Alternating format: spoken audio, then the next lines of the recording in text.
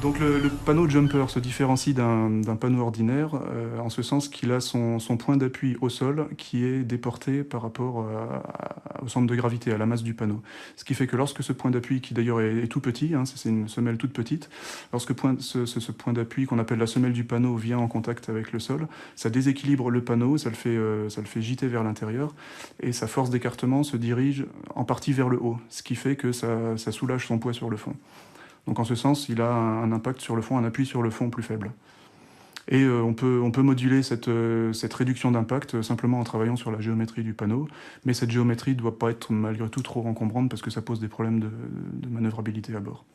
L'intérêt du panneau jumper, et c'est pour ça qu'il a été inventé initialement, c'est de réduire les impacts sur le fond en réduisant les appuis sur le fond,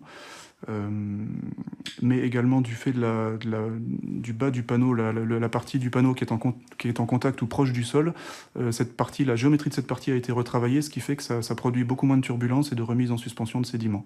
Donc on a un gain sur les dégradations éventuelles des habitats et puis sur la remise en suspension de sédiments. D'autre part, comme on a une partie en contact avec le sol qui est très fine, ça permet en fait de travailler sur un panneau qui va être beaucoup plus allongé verticalement et ça permet de faire un gain en efficacité et donc de travailler sur l'économie d'énergie. Les difficultés du panneau jumper qu'on a rencontré avant de démarrer le projet jumper étaient essentiellement la difficulté à descendre le panneau au niveau du fond et où la nécessité, en fait on y arrivait mais avec un filage assez important, qui était peut-être rédhibitoire pour certains types de pêche à grande profondeur. Alors, on a réussi aujourd'hui à contourner cette difficulté. On a un panneau qui descend comme un panneau standard.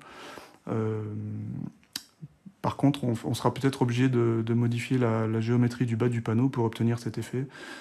Mais on aura toujours un gain, enfin une réduction de l'impact sur les fonds.